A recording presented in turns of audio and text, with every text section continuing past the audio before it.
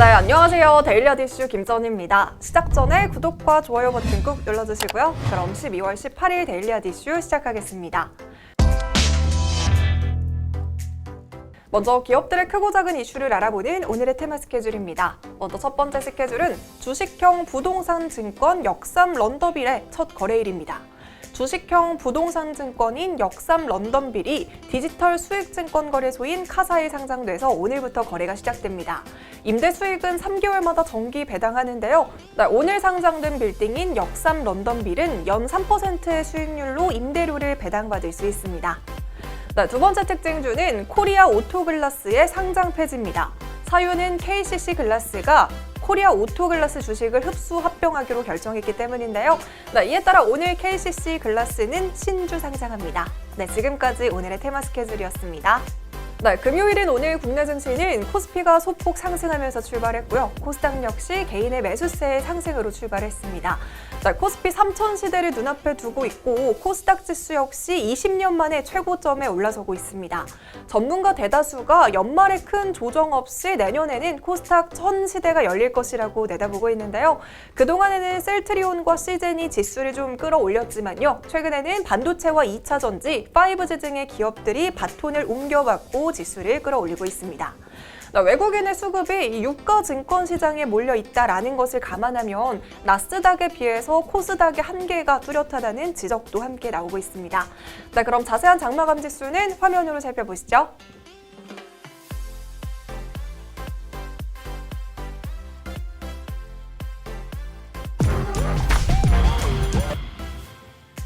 이어서 오늘의 공시 체크해 보도록 하겠습니다. 오늘의 공시는 서울제약의 의약품 공급 계약 해지 공시입니다.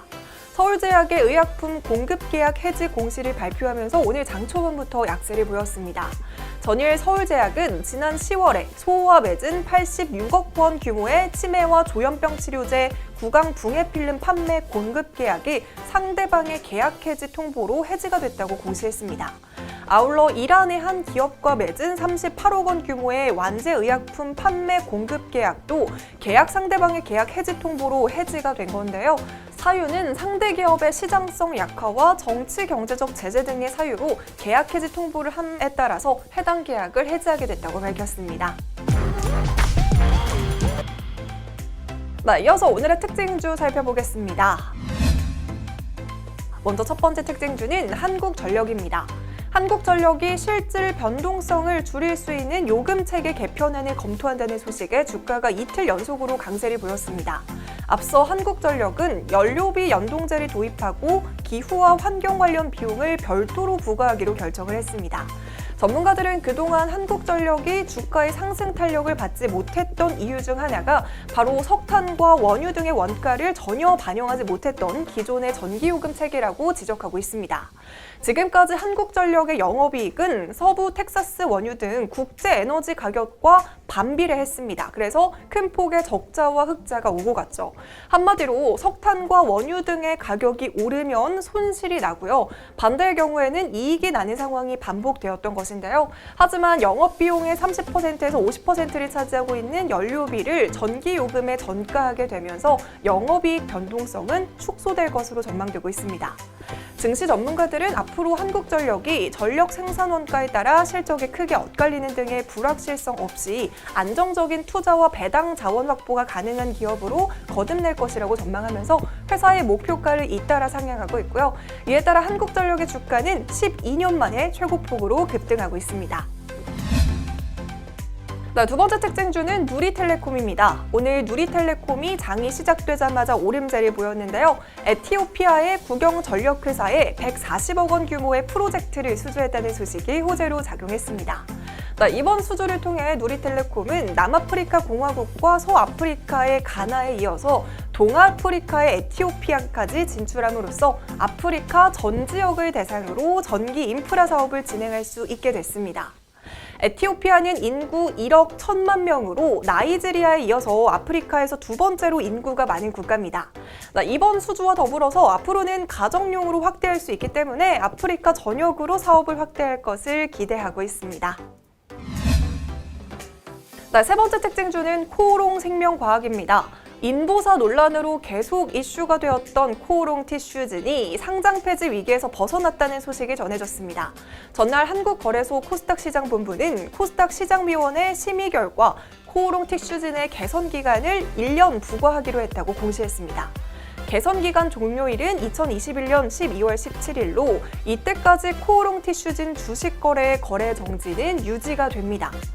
코오롱 티슈즈는 한때 시가총액 4조 원을 넘어서면서 코스닥 시총 순위 10위권에 오르기도 했는데요. 상장한 지 1년 9개월 만에 인보사 성분 허위 기자 논란이 불거지면서 7만 원까지 올랐던 주가는 폭락했습니다.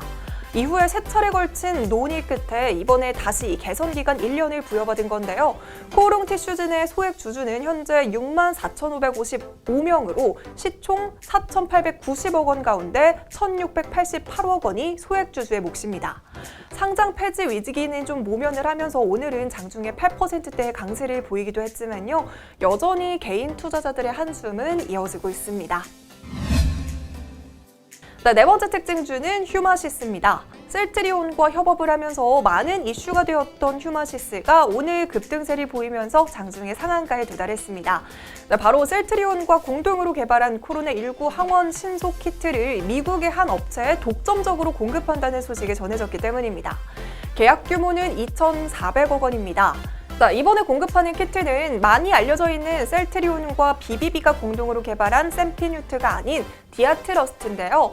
코로나19에 강하게 결합하는 셀트리온의 항체를 적용해서 바이러스의 특이 표면 항원을 인식하는 제품입니다.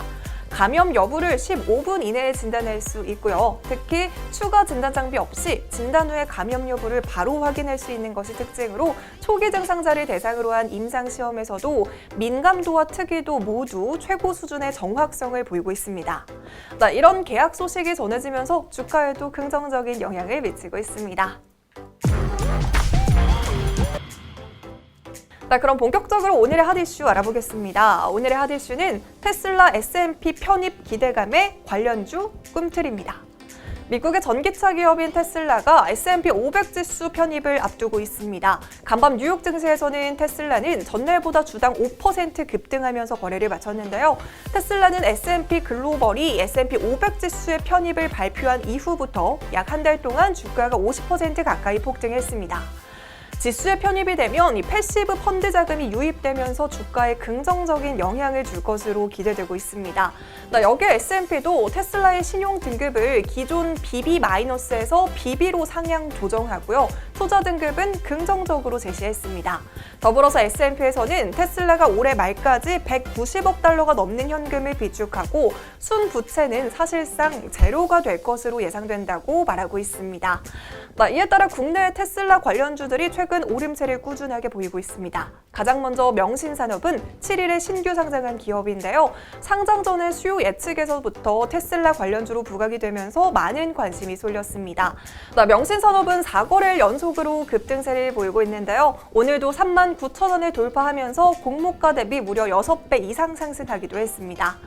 센트럴 모텍은 오늘 상한가에 도달했는데요. 센트럴 모텍은 테슬라의 알루미늄 컨트롤 암을 공급한다고 알려지면서 테슬라 관련주로 편입이 된 바 있습니다.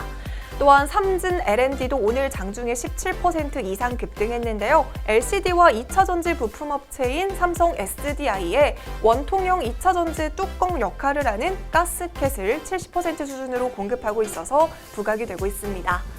또 다른 부품주인 세원과 DIC도 오늘 매수세가 강하게 몰렸고요. 성창 오토텍도 한원 시스템을 통해 테슬라의 부품을 납품하고 있는 것으로 알려지면서 동반 상승세를 보였습니다. 계양전기는 테슬라 생산 파트너 업체를 통해서 모델 3에 들어가는 전자 파킹 브레이크 모터를 납품하고 있는데요. 이에 따라 오늘 장중에 24% 넘게 급등하는 모습을 보였습니다. 이렇게 테슬라 편입에 따라 국내 테슬라 관련주들이 오름세를 보이는 모습인데요.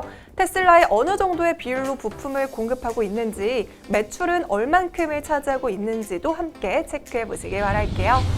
오늘 제가 준비한 소식은 여기까지입니다. 이 영상들 아직 안 보셨다면 함께 시청해 주시고요. 여러분 즐거운 주말 보내시고 저희는 다음 주 월요일에 만나요.